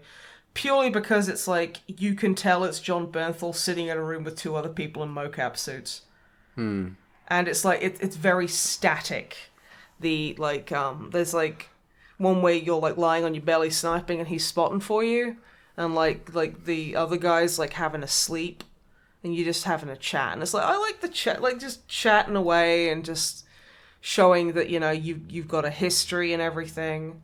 And I think that's cool, but it was very obviously just a small soundstage with 3 people in mocap suits. And it really did, meh. It's like they've spent all the money securing John Bernthal to basically, like, you know, do anything else with it. The multiplayer is incredibly strong and very, very fun. And I get to look at John Bernthal like every 10 minutes. So I do feel like that series of games is very much like buoyed by the fact that you end up playing it like multiplayer all the time. And that honestly, like a lot of people have a lot of problems with it when it came out, and it's like fair. I just wanted to play the game with John Bernthal in it with Longfang. Yeah. And like that ticked all my boxes, quite frankly. Like there's like new things, you know, and I liked it, but then again, I'm not interested in like this more of the story mode. I basically just play it for the multiplayer and John Bernthal because I am only human. I think everyone would play that game for John Bernthal. And his angry cow noises. He does, yeah. He does, like, I call it the Bernthal breathing. Because, like, I have to listen to things with headphones on if I don't have my hearing aids in, because then I can, for the most part, hear a lot more things that I wouldn't normally hear. Yes. So I'm very familiar with the Bernthal breathing, which is when he gets, like, in a scene where he has to, like, beat someone up, he's like... He, like, breathes like a singer who's about to, like, belt something out. It's just, like... Yeah, and, like, the mocap's fantastic. The facial capture is phenomenal. They've managed to capture all those little twitches he does and stuff like that. Because, again, fucking, that guy is such a great actor. So, yeah. But, I can't, in good conscience, recommend it fully. Yeah, no, I get that there's those games where you like them and you enjoy them, but for multitudes of reasons you can't really recommend them. Basically, yeah. Yeah. Okay, the next thing is a game which is sort of irrelevant to one of the games we were talking about earlier, which is a Medieval, which is a throwback shooter from the people that made Dusk. Yes. Except this is like Quake. Yeah, it's like kind of Quake, Unreal 1 sort of era. Yeah, instead of like Dusk was more kind of like Doom/Blood. It was quite Blood. It was very much of that sort of early first-person shooter whereas style. this is... A Medieval is Quake. Yeah. And you know what? It does it fucking well. Until it gets, like, about two-thirds through the game and then becomes really fucking tedious. Yeah, there was that kind of brick wall I hit with it. I'd say Dusk overall I enjoyed a lot more. But I'd say a Medieval was a nice nostalgic, like, thing. I mean, Quake was never really my game. But I still played a fucking load of it. And yeah, they understand what made Quake entertaining. And yeah, it's good. So yeah, I can recommend if you're interested in old, like, you know, build engine shooters and things like that. Or if you're a Quake fan, I can't recommend it enough. Yeah, like, I do really approve of this sort of... we're in a bit of an era of like retro shooter like homages and things, and I am living for it. That's my favorite genre. I mean, it's certainly a lot better than, you know, I know it's a bit old hat to talk about now, but that time when Call of Duty was the biggest thing in the world and every fucking first-person shooter felt like Call of Duty. Yeah. And it was really tedious because, well, if you're playing a first-person shooter, it's very rare that I want it to feel like Call of Duty, so... Yeah, I mean, like, Call of Duty felt like Call of Duty, which was great. But everything else suddenly feeling like it sucked. Yeah, basically. It was annoying. But yeah. Next one is an interesting game that both of us played a bit, which is Remnant from the Ashes. Oh yeah, I played a bunch of this with Longfang. Like a survival horror / Dark Souls clone. Yeah, it's kind of like it was also had areas that were randomized. Yeah. You could literally go to like say the bonfire and just randomize like shuffle the levels. I mean, there were certain set parts that were always the same, but for the most part it was just like, oh yeah, no, every game is like a little bit different. And honestly, my biggest problem with that game was the balance. Yes, its difficulty balance was fucked. It's like if you played it solo, you would hit so many brick walls because it's just not. I don't feel that game was ever balanced for solo play. No. Because I think you need a party of at least 3 people to get shit done. To be honest, it felt like it wasn't even... Yeah, it felt 2 like... people, it felt borderline impossible. Yeah. It's like I think they were going for a bit of like the Division kind of thing. With like basically the Division / Dark Souls, and they just... Yeah, the balance was so fucked. It does feel like the sort of game where... So you know how...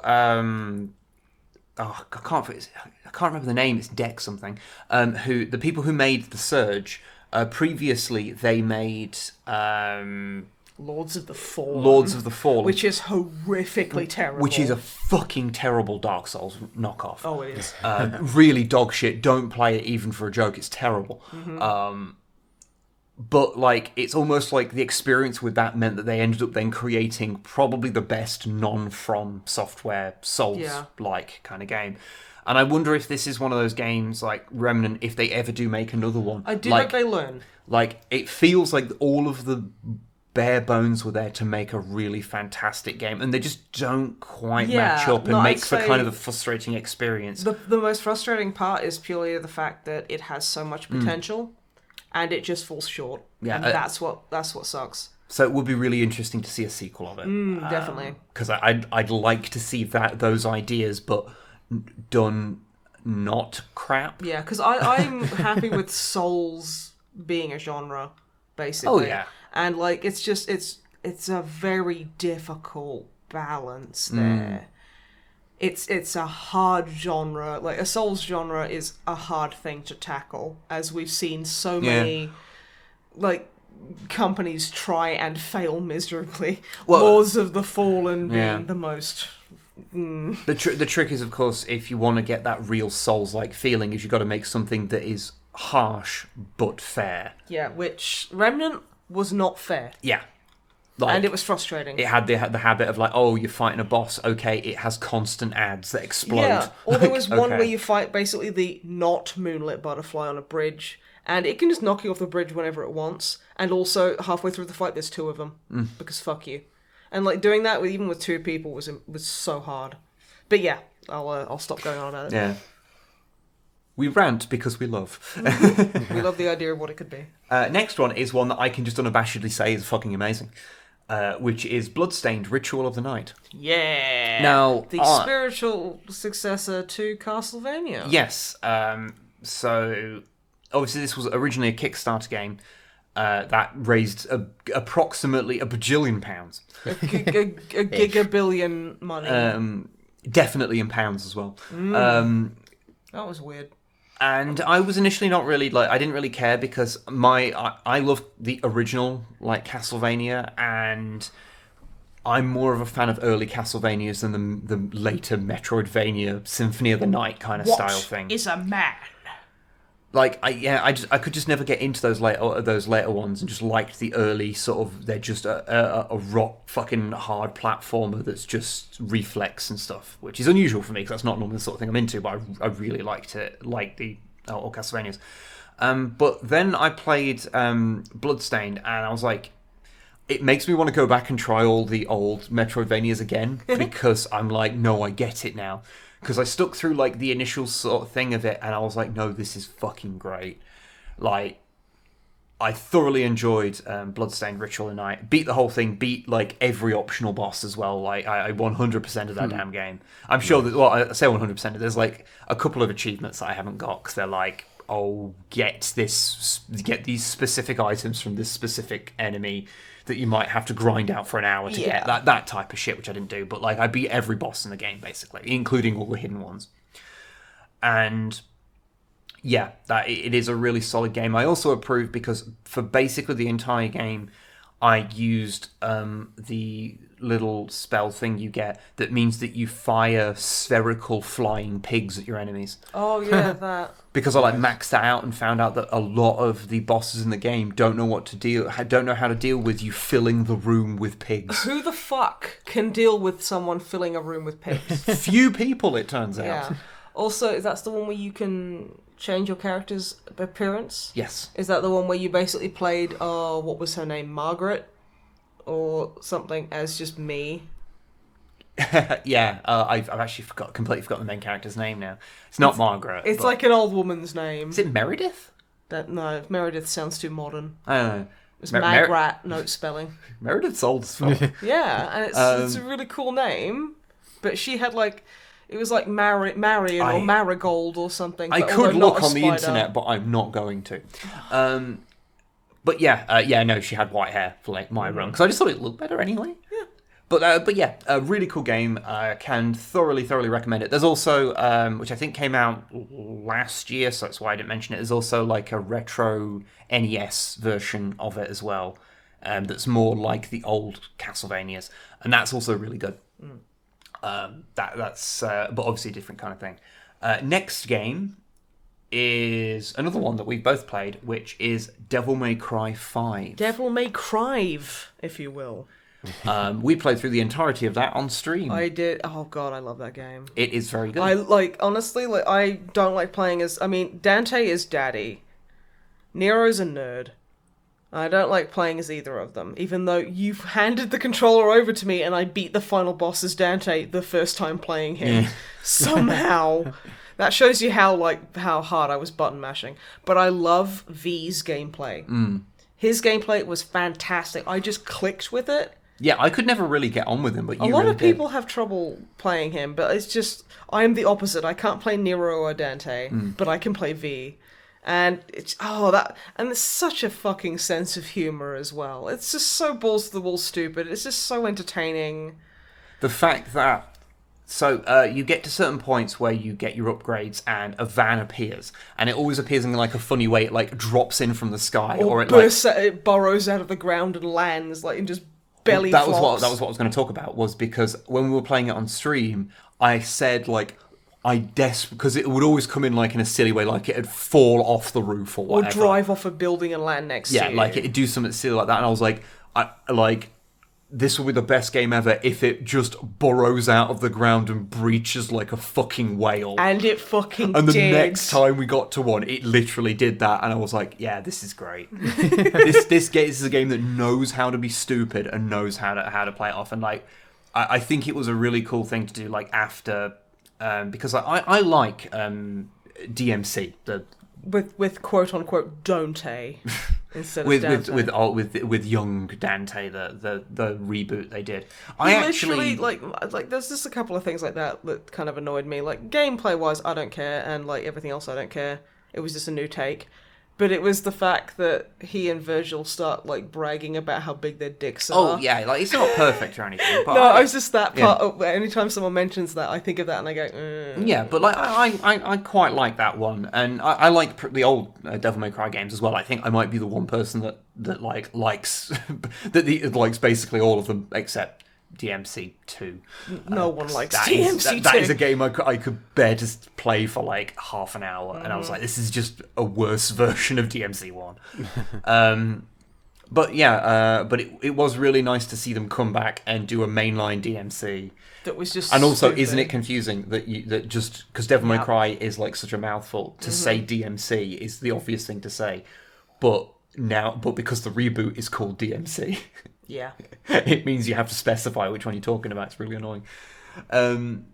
But yeah, it was really nice to see him come back and do a mainline one, and with such kind of glee and like tie together like some of the more overwrought and stupid things from Devil May Cry 4, because like they make Nero less annoying. Oh yeah, Nero was a typical like tortured anime protagonist. It was really tedious. Like DMC 4 was really interesting because you play through the first half of it as Nero, and like he's just really annoying. Like his gameplay's fun, but he's really annoying. And then Dante comes out and he's just the best for the second half of the game. Like there's so many in DMC4 has so many like lines that we still joke about to this day. Like when we see until we are all satisfied. Yeah, or like. You know, like when we see something that's like in a video game that's got like a pair of wings or whatever, just like, it's got wings. Yeah, we still fucking do that. Because we're old and like, terrible. It's really good, honestly. DMC4, the first half of the game is a bit tedious because you're playing as Nero, but then Dante appears and just goes and has a musical number. Goes through the game backwards and has like multiple musical numbers for no reason. It's great. Amazing. And yeah, DMC5 kind of continues in that kind of like stupid vein, but they allow Nero to be his own character a lot more, yeah. and he's fun, and yeah, I really like it. It's good. Devil May Cry 5 was great, really fun. I need to go back and play more of it. It's really and good. now, oh no, wait!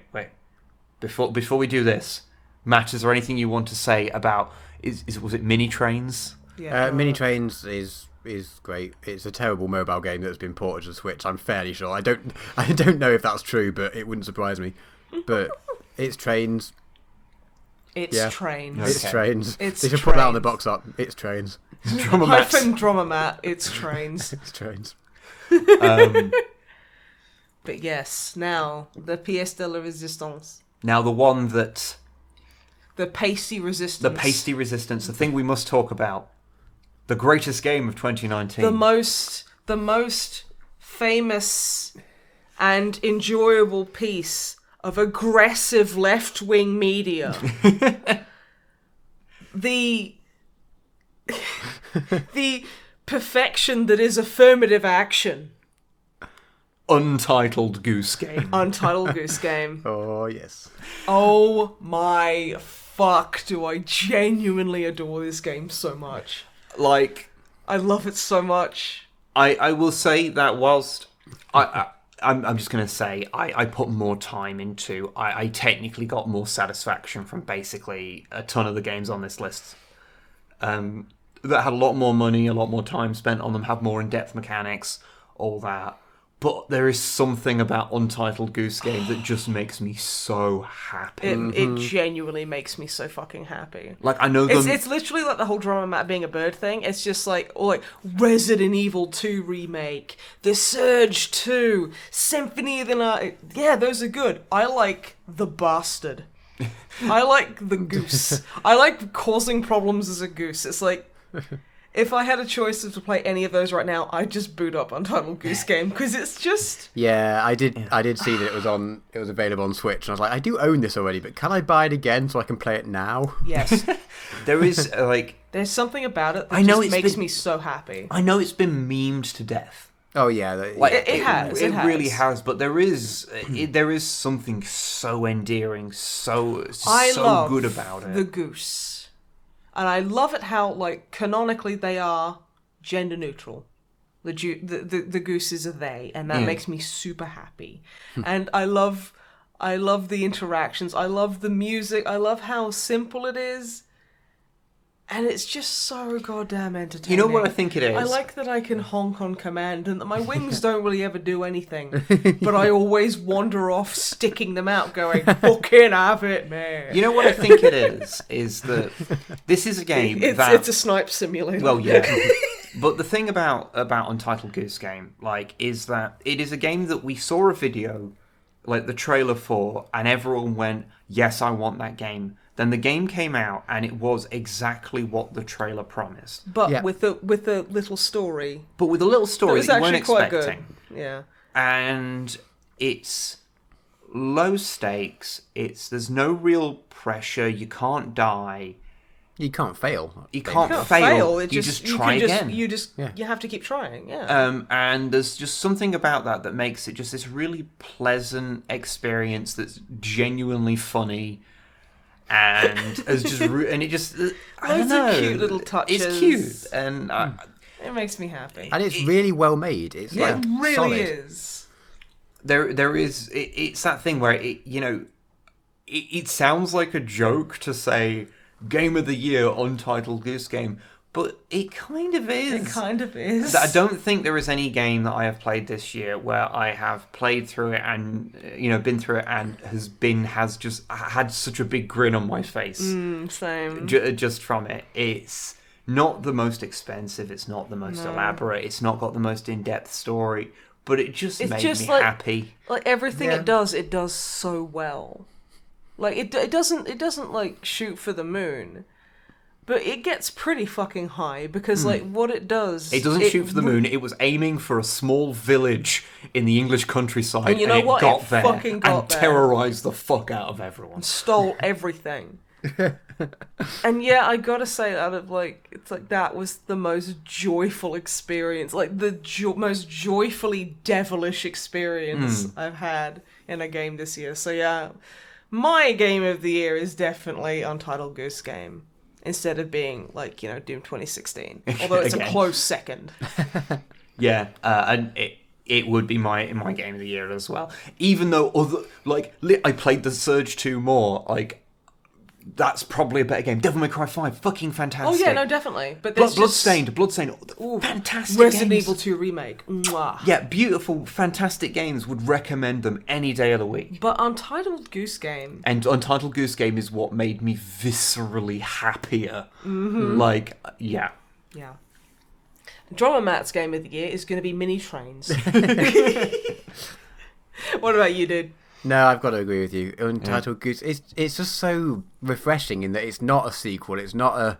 I mean, I'm sure there has been games similar to that, probably, but it's not trying to be anything, or it's not being like, oh, Souls did well, let's make a Souls knockoff, or it's not trying to be, oh, all the other games are Call of Duty, let's do that. Like we've said already, like it was just such its own thing. It's like, you know what, we want to make a game about a dickhead goose, and cool. That's awesome. Let's just do it. Yeah, piano music.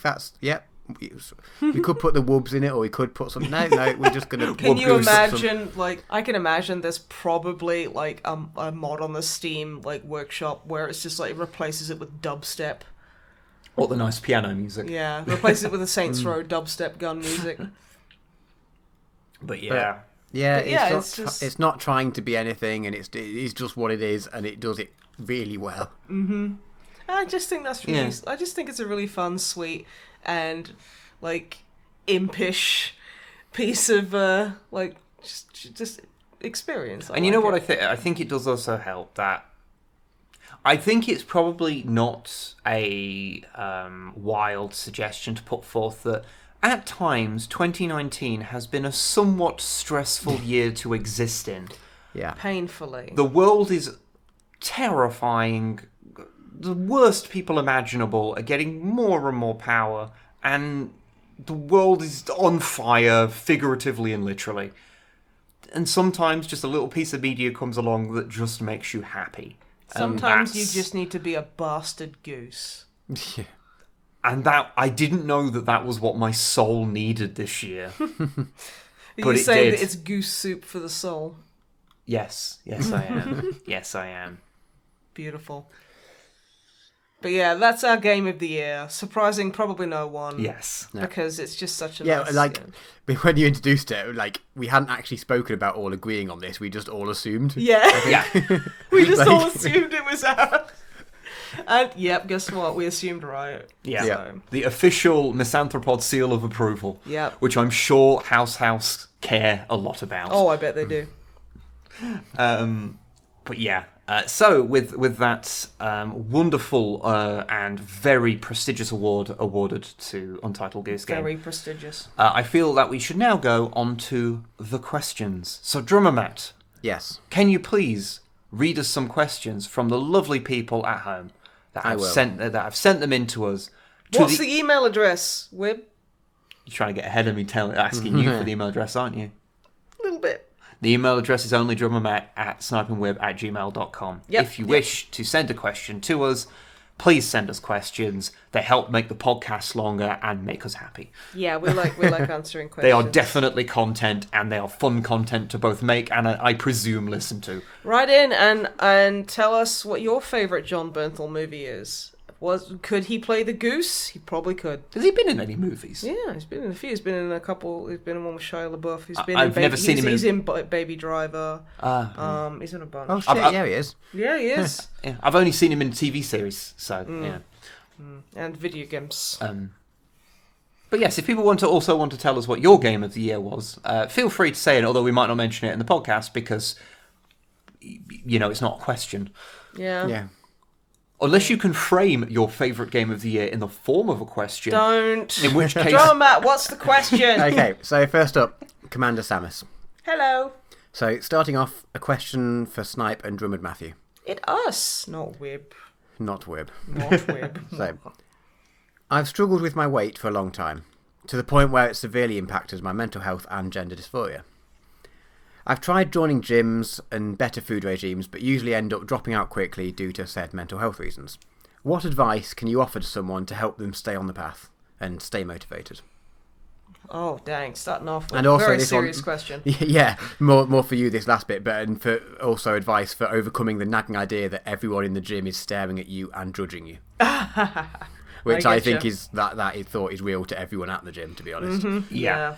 That's actually probably the best thing to put forth is that everyone in the gym thinks everyone's staring at them in a bad way, apart from like those one or two people who just stand up there and just like they're always in vests and they kind of lift up their vest while like looking in the public like lifting mirror and look at their six pack. Those want everyone to be looking at them, but no one cares about them either. I think in general it's it's constructive to try and break things down a little bit about that, where when you're walking around, what are you thinking about? Like, you might be worrying about other people looking at you. You're worrying about your day-to-day. You're thinking about what you're going to be eating later. You're thinking about I've got to speak to such and such. Like, that's what you're doing. Everyone walking around is thinking that. Well, and at the gym, everyone's concerned about their own thing. They're like, I want to beat my record. I'm trying to beat this. I'm trying to do this. No one's looking at each other because and everyone's in their own little world. And it's hard to internalize that, but that's what's happening. Just everyone is like you. They're worrying about their world. Yeah, they're good not advice, worrying about other people. I mean, it's hard to accept it and it's think hard, about it. yeah. But yeah, I think that's... Yeah, but I think that is pretty much universally true. Everyone is far too busy having the same worries to worry about anyone else. And the people judging other people are cunts, so, Yeah, I mean, so they're like, yeah. it's like, who gives a shit what they think, and they are really in the minority. But the thing is, like, you just got to think, like, okay, I've walked, like, personally, I've walked, like, 4 miles today. Can I remember a single fucking person I saw in the street? Any of them at all? No. Unless, like, someone, like, is like, hey, have you got a moment to talk about Scientology or whatever? Then you remember them, because you have to sit there and try not to punch their stupid face.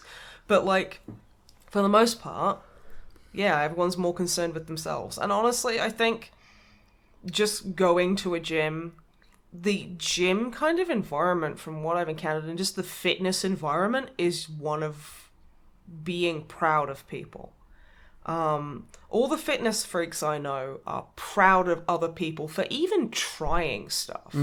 Like, if you see, like, a person who's overweight in the gym, I don't sit there and go, oh, God, that's embarrassing. I sit there and go, I know how hard that is, and that's really fucking impressive. And, like, it is hard to do anything, like, to make any big change in your life. And, like, especially because society is so fucking gross about people's weight and the way people look. It makes it so much harder to deal with. But, honestly, I'm super fucking proud of you. Like, genuinely, because it is hard to start making a difference. And even though, like, like you say, you've eased off it because of mental health or whatever, starting again after that is still really fucking difficult. And honestly, the only advice I could give you is try and be kind to yourself. Yeah. And always try and do one thing. And what I mean by that is I try and aim for about like walking like about 6 miles a day. Now I don't often hit that target. Say I hit that target 5 out of 7 days a week. Those 2 days, maybe I walk 3 miles. It doesn't matter though, because I've gone out and I have done something. So even if you feel like shit and you're just like, okay, well, I'll walk to the convenience store across the road. That is doing something, and that's what's important. You don't have to be able to run a marathon. You just have to be able to, like, you know, like maybe do like 50 jumping jacks in your living room. Just anything you can cope with that's even a step in the right direction. And this stuff is also good from a mental health perspective as well. Because it helps break the stigmas. Yeah, because then you realise, hey, no, I can walk 8 miles while I'm feeling fucking miserable. Not saying that you should, or like, you know, I'm encouraging you to do that, because sometimes you just want to lie in bed and eat crisps, and that's fine. Sometimes you have to do that for your mental health. But yeah, I honestly, that's my advice. And also, I personally do a lot of it out of sheer spite. Like... one thing that I feel is probably worth mentioning, because it seemed to work well for you, which is that if it's possible, because I'm not sure where Samus lives, if there's any like local thing that you can join, there'll be lots spoons, you know, if you have the spoons for it. But like, I went to my doctor and I was like, look, I'm basically having trouble leaving the house because I hate my body so much, and they were like, okay, well, there's this program that is available. Would you like to sign up for it? And I was like, yes. I honestly got to the point where I was so fucking desperate that I was just like, I have to be healthy about this. I have to be sensible, because otherwise I'm going to do even more irreparable damage to my body and with my poor eating habits. And and now I'm healthier than I've ever been, and I can walk faster than Wib now, which never used to happen. And it's like, yeah, if you feel you can do that, or like there'll be like. There's the little like organizations of people who will just like go for walks together.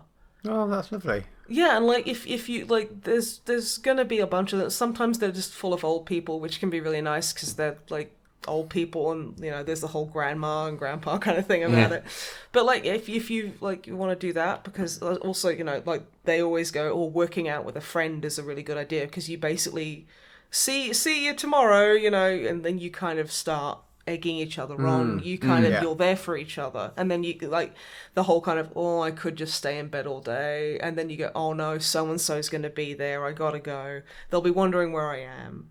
So that helps too. And honestly, yeah, my best piece of advice is just, if you can't do much, just try and do something, because you'll feel better for it. Yeah. It's sorry, Karen. What helps me is when I'm not very. I'll very easily be like, oh, let's go out. If I don't have anything that I'm working towards, I'll end up being like, oh, I won't do today. I'll do it tomorrow instead. So what helps me out is having an end goal. So I've not been going to the gym, but I've been running.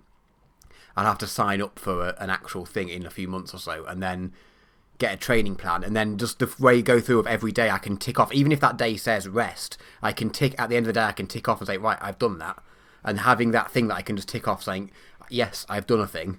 For me personally, that really helps me. If I didn't have that, I think I'd very easily get distracted and not bother. But just being able to go, tick, done that thing. Honestly, like marking my progress and stuff down, like I wear like a Fitbit kind of watch, and like that helps me a lot. Basically, almost being able to like quantify it. If I see the numbers, if you can gamify it, if I can gamify it, exactly, right. It's like I never go back and look at what I've done, but just knowing that I could if I wanted to is enough to make me keep doing it. It sounds like from the both of you, it's very much a structure thing. Totally. It's having something to work towards, and having a structure to do so is what is the difference between just the kind of generic I need to lose weight, which is obviously like, you know, important, but it's less structured than, okay, I want to lose this much and I'm going to do it by this way, and I want to try and do it by this point. Like that seems to help. Yeah, no, I mean, like I said, I use an app called like MyFitnessPal,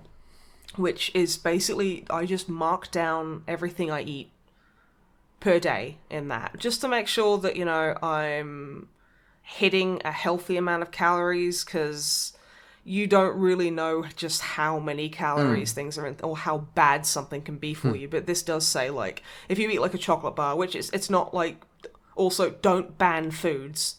Don't do that. You'll end up like breaking in and just binging on them, which is just not good for like mental health or body. So like just have a little bit of something. If you know, like I min-max my calorie intake like a motherfucker. I'm like, you see, I could have a Burger King that will be 11,000 calories for a meal, or I could eat like 4 fucking apples, a kilogram of cucumber. Like you start min-maxing shit like that, and it's just and it's like just if you can do it, do something, do. It doesn't matter how small it is. If you're moving, you're moving, and that is really important. And you have to acknowledge and celebrate even the smallest little milestones. Like, oh yeah, I thought I was just gonna fucking just lie in bed all day, but you know what? I stood up and I did 10 jumping jacks. I did 20 push-ups. I went to the shops. Like that means a lot. It's about getting into a habit of this stuff. It is. I think a lot of it is just teaching your brain that it's not that scary. Yeah. I mean, that's true of basically everything in life, really, isn't it? But yeah, I mean, I'm just going to start repeating myself. But yeah, that's my advice. I hope, Samus, that you could pass anything useful from that. Unpick some of that. And I hope that's just generally kind of, because a lot of that, like I say, it's actually pretty good general advice for a lot of things anyway. Well, I mean, that's why I've gotten so much more into art. It's like, it doesn't matter if I don't do an amazingly, a perfect picture every single time, just the fact that I do it. That's the only thing that matters. But yeah, so I hope that's also just generally useful for other people, not just for exercising, but for other stuff in general. So yeah. Next question then.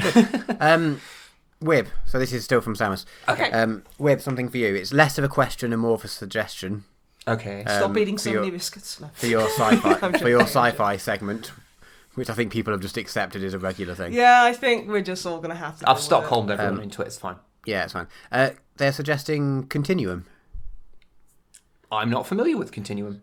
Oh, okay, well, good job, we have been told. So, it's a Canadian show set in Vancouver about a cop from a dystopian cyberpunk-style future who gets thrown back in time to modern day. And then they must try and, they're solving crimes and doing things while also trying to work out how to get back to their timeline, but without, interfering with the timeline too much to affect what might happen when they go back. Okay, that sounds interesting.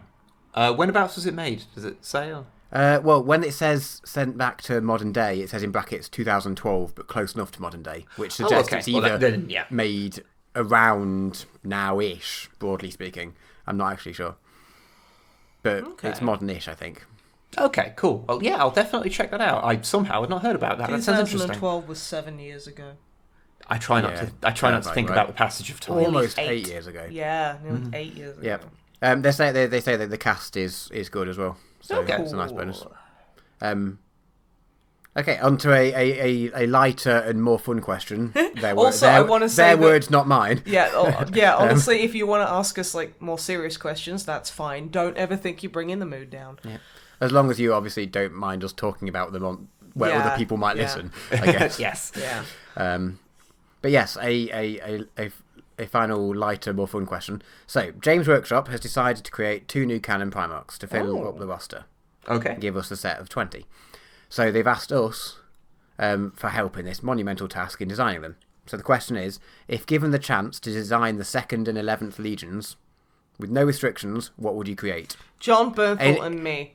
Okay, well the bracket says, no, Snipe, you can't just recreate Space Wolves. But they don't say that you can't have John Bernthal. Okay, she doesn't say that I can, not have John Bernthal, and she doesn't say that I can't have the space... dogs. Space Johns. Space John. Yes, I am the Primarch of the Space Johns. The Adeptus Bernthalaris. And it's just basically me cloning John Bernthal repeatedly because I'm a monster. Okay, would you like me to briefly actually try and answer this in a slightly less ridiculous manner? No, and it wasn't ridiculous. That's my genuine answer. Because the 2 missing Space Marine Legions The Forgotten and the Purged. are the Forgotten and the Purged. I'm the Purged, definitely. So one of them is gone for like, I think it's like Russ was like the wolves were explicitly used to get rid of them because to disappear them. They got disappeared, and one of them is just gone. So if you kind of go with that sort of thing, some people like the idea of making at least one of them to be a female Primarch. Yeah, that was the one that was probably purged because girls, I guess. But I don't know, like I feel that you and I are the lost Primarchs, but I'm the purged one for all of my thirst sin. Yeah. Maybe that's it. Maybe the one that was purged was one that was dabbling in forbidden things. So they were making. You could say that they were making female Marines back in that kind of time. Yeah. No, they were. They were just making repeated copies of the same actor from 2018. They were all just James Berthel. James Bernthal. Maybe we'll name our son. He was combined. He was the combined love child of James Workshop and John Bernthal. James Bernthal and their friend John Workshop. Yes. So would I want to do kissing with only one of them? Who knows? But has broken me. But no, I find it's an interesting thing, but I don't really know what I would do with them, because the thing with like a lot of the make one of them a dinosaur. These Space Marine legions is that they are designed to fill different niches. And I don't really know what what's left for kind of them to fill. Maybe my Primarch's getting her niche filled. Don't worry about that. Yeah, but I quite like, because I quite like what you said about Gilliman when we spoke about them last, about him coming back and being like, "What the actual fuck have you guys been doing?" So I quite like having like an extra legion being like, they're just going around and basically slapping all the other Space Marines when they do something a bit like more racist than they should be, or whatever. Maybe that's it. Maybe that's what the Purged were. They were a Space Marine chapter that had actual fucking morals. Yeah, trying just to not be dicks. Wow, the Imperium is really fascist, you guys. Why are we doing this? Okay, so now you're making me want to start another Marine army, and they went where I'm playing as the Purged that are basically like, hey guys, the Imperium is fashy and that's bad. And then Ross was like, I'm a big dingus. And maybe that's it. Maybe that's why they were purged, because they and the other one was a girl. They weren't, yeah. Which is just as bad, apparently. No, far worse. Oh, yes, you're right, sorry. It feels like false diversity to me. Because the other one is forgotten, so, you know. Yeah, 1 out of 20 is far too many. But I actually, right? now you've brought that so up, Matt. Unrealistic. Yeah, now you've brought that up, Matt, I actually really like that as an idea of making the Purged be ones who turned against the Imperium, not because they sided with Chaos, but they were just like, because Jesus. the Imperium's shit. Yeah. Like, I actually genuinely like that. It's because I think it's because one of my long-term things I'd like to do of like collecting 40k armies is to make a Space Marine chapter that's their thing. They are traitors, but they're traitors because the good kind. Yeah, they're basically like, no, we're just like, we just think that the Imperium is awful. Like, well, that's kind of my theme for my gene seed cult people that isn't at all tyranny. Yeah, they're basically just people who got fed up with the Imperium and trying to get away from them. Yeah. But no, that's really cool, and I want to do that now. Like, I don't know what to do for the other one, but no, I think that's a solid idea that I want to stick with, and I kind of want to. Anyway, what's the next question? Okay, that was a good one though. So next up, we're on to Dave. Hello, Dave. So, I do some 3D digital design, including some send-away digital printing, blah, blah, blah. I'm trying to... It was quite a long email, so apologies, I'll try and paraphrase it slightly. But okay. So they're thinking of getting a resin 3D printer. Ooh. So, not with tabletop miniatures as being the primary aim, but as a sort of side bonus, they're looking into being able to print out and design their own miniatures. Yeah, that sounds really cool. So... They were curious about our thoughts as to, like, you know, this in the context of like Warhammer and 40k things, because the bit that they're thinking of that is they're interested in like designing new bits, so they're seeing it more like not like just downloading a model of a dreadnought and printing it and, like, you know, obviously subverting IP and things, which is less of a grey area. Whereas they're like, if you're designing your own things, it's more close to like scratch building models, which is sort of less frowned upon than just stealing copyright or whatever. Yeah. Well, I'll tell you what. Like, you should set up a shop and then print James Bernthal heads so I can do my Primarch idea, and you'll have a customer for life, my friend. But yeah, so they were wondering if we had any thoughts on home printing gaming miniatures in general, and where are the lines between scratch building and bootlegging and things like that. I have some thoughts because on the one hand, of course, copyright law is what it is, and it is bad. It's not particularly designed for the modern age, and 3D printing technology in the terms of miniature war games has developed quicker than any company has really been able to keep on top of. And it has led to some very strange situations. Now, of course, legally speaking, a lot of things that are done are technically illegal. They do technically break copyright. I personally couldn't give a shit because I don't give a shit about big companies and their stranglehold over copyright. I don't give a fuck. But these things are illegal, technically speaking. But there are a lot of grey areas, Games Workshop seemingly don't care about you making custom shoulder pads for your Marines. Yeah, if you and wanted things. to make your own custom chapter, and you made I don't know. Yeah, and if you're making a Geralt in the Bath shoulder pad Yeah. design, then that's a problem in and of itself. And if you're making it for yourself, it doesn't matter at all. If you're making your own things and just making them from scratch, that's no different to scratch building something. You really. It's all about for sale. That's where it becomes illegal. That's the tricky part. And especially if you're making your own models that aren't just a replication of something you can buy, then I'm all for that. Make your own fancy things. I don't see an issue with that whatsoever.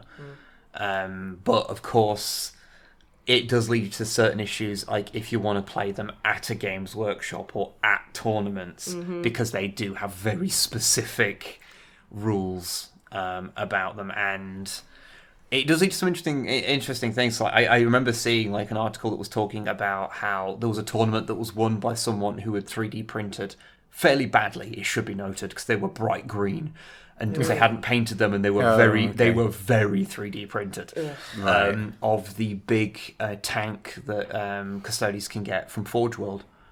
And they won a tournament using that. They had cardboard bases, Dude, that's a bit much. And that that's obviously the extreme case on the one end, but really we are in a situation where the laws and things have not caught up with the reality of what we're in. But if it's just for your own shit, knock yourself out, do whatever the fuck you want. I ain't gonna judge you. You've got 3D printer, fucking go for it. Miniatures are expensive, who cares? Yeah. But we can't officially say it. But we can't say, but if you want to sell them, we cannot say that's a good thing. Because in terms of scratch building things, what rule is it as a rule of thumb that Games Workshop have? Is it more than 50% of the model has to? So there's some. If it's rise, scratch built, it gets into I don't think they actually have a rule about scratch building. It's third party miniatures. Yes, third party stuff about that they have a problem with. And as someone that's done a lot of conversion work and has done a lot of scratch building in my life, on the one hand, on the one hand, I do feel a little bit the skills that I have built up as a scratch builder have sort of been made redundant overnight by 3D printing just being superior in a lot of ways. But that's just the nature of any art, medium. That's just life, really. Things that you were good at will one day be supplanted by something else. That's just how it goes, unfortunately. Yeah. And it is weird, if you, coming back to the shoulder pads example you mentioned, if you bought, a squad of Marines and you custom, out of, green stuff or something, you, sculpted a different shoulder pad with a design on it, they wouldn't ask you, and you said to Games Workshop, I did this, they'd be like, well, that's fine, because it's just, you've done this. Whereas if you 3D print that same thing, exactly the same detail and exactly the same effect, they might, it's well, it's exactly the same, you shouldn't have an issue with it, but it somehow seems different. Again, I think the big thing here is it's the difference between was this something you bought or was this something you made yourself? If you're 3D printing it for yourself, I don't think there's ever going to be an issue. Yeah.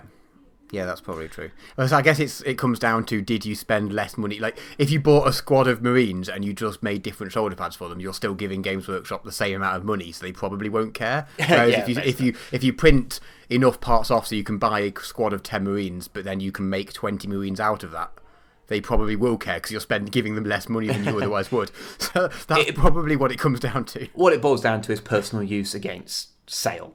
Like, personal use, fine. Sale gets into grey areas. Yeah, basically. I don't know if that answers the question at all. I paraphrased it on the fly really badly as well, so apologies, Dave. But I do find it a really fascinating topic because, as I say, the technology is far ahead of any laws about it. So. Yeah. I know. I totally want one of those resin printers. They're so cool. Oh, they're beautiful. You can. Some beautiful stuff. Our friend Unity. He's done a lot of really interesting things that, like, his wood elf harlequins. He's done like little skull masks for them, like deer antlers and things for them, and it's amazing. You can do some really cool stuff with it. And yeah, I am as a traditional converter, shall we say, I do get salty sometimes, but I just need to suck it up because that's just life. That's how these things go. Yeah. All right. Very last question. Okay. Cyber Sandwich. So, first question to Wib. As the de facto overlord of slightly crap British sci-fi... You should put that in your Twitter bio. How do you feel about Red Dwarf? I unabashedly love Red Dwarf. It is fantastic. First 3 seasons I really, really love. There's something about the kind of melancholic thing to it that is just... It tickles the Britishness in me, I feel. And later on, up until Series 6, I still think it's really good, but it's not the same show. It's more of a Monster of the Week thing. And that's still cool, but it doesn't have the same vibe to it. And after that, it's been fairly spotty in quality. Like, Season 8 is just fucking terrible. Just bad. But yeah, I haven't seen much of the ones since they came back. Yeah, they're still they're filming a series as we speak, basically. Yeah, I've seen a couple of episodes of that, and they seem fine. They're way better than season 8, better than season 7 as well. But they are they seem like a lot of retreading the ground of seasons like 4 to 6, kind of retreading that ground a lot. But not bad, just fine. But yeah. Original like 3 series of Red Dwarf, fucking love them. I know that's not always the way people go. A lot of people tend to prefer the Monster of the Week stuff to the early stuff that's a bit more dour, but I happen to just like the other way around because that's just surprising news to no one. Yeah. All right. Second, have any of us seen the Scooby-Doo episode where a zombie ska band uses hypnosis to try and revive the genre? No, but that's... I feel like if I'd seen that before, I would have spoke about it. That sounds amazing. I've seen a 3-second clip of it that's like, it's like their cunning mixture of calypso and mento rhythms is I can't resist it. It's like a line that was written by a ska fan. And yes, that's all I've seen that like 4-second clip, and that's it. I should watch it. I didn't realise it was a whole episode based around it. I thought it was just a one-off joke in it. No, I need to see that. I don't know if it's from old Scooby-Doo or new. It's from new Scooby-Doo. It's from the newer stuff, yeah. I have not seen it. It sounds amazing. Apparently it's surprisingly good. Very last bit. So, after hearing Snipe talk about the No Sleep podcast, they thought they'd recommend the Magnus Archives. What's that now? It's kind of similar with the short horror stories and things, but it also has a very good, if slightly complex, overarching story and a fantastic cast of characters. Oh, cool. No, I'll definitely check that out. Apparently some pretty strong cosmic horror stuff later on. So definitely worth checking out if you're into that kind of thing. Yeah, no, thank you very much for the recommendation. And that is the end of the questions/recommendations. Oh my goodness, cool. We did it! We live! We did it, guys. And we're done. Oh, and this is the last episode of 2019, so we did it, everyone. We killed 2019. It's finally dead. It can't hurt us anymore. Well, I mean, it will. I mean, It will have repercussions for years. The repercussions of 20... A snake can bite you after it's dead. 2019 is going to be biting us the fucking the year. repercussions of 2019 are going to reverberate for decades, and we will never be able to undo the damage it's done. Okay, but I was trying to end hopefully. Yeah, all right. But we'll be able to make hindsight is 2020 jokes. Oh yes, that'll true. totally be worth it. And funny. But with hindsight, I don't think they're very good. No. So I guess hindsight is 2021. Wait. Because this will go out after Christmas. Merry Christmas to everyone out there. If you celebrate it, if not, happy holidays. Hope you're having a nice festive season. Happy Hanukkah, happy Kwanzaa, happy all of the things that happen around this time of year. Mm-hmm. Happy New Year, of course, as well. Happy winter solstice. And we hope that 2020 will be better. So yeah. We'll still be here to complain and talk about dicks and stuff, so... We aren't going anywhere until the inevitable post-Brexit Mad Max future we have to look forward to. And even then, we'll try and upload as much as we can. We'll try and upload, but we will have to send our podcasts by, like, giving a flash drive to like, a kind of wasteland wanderer who will then wander off and go and, like, deliver it to a country that isn't making stupid decisions. And then they can upload it from their country, but they'll probably get snagged halfway and then shot in the head and someone will tell them that the game was rigged from the start whilst wearing a fancy jacket. And then they'll have to go on a whole adventure and go and deal with, like, wasteland casinos. It's a whole thing. The whole thing. Yeah, it's a whole thing. We'll burn that bridge when we come to it. Yes. So, for now, happy holidays, and we hope you have a very happy new year. Thank you for just being here with us. Thank you for listening to this fucking shit-ass podcast for another year. Thank you so much. Thank you for listening to the podcast, and thank you for your lovely questions, and we genuinely hope that you have a lovely day and an even lovelier year. Goodbye, everybody. Bye-bye. Bye.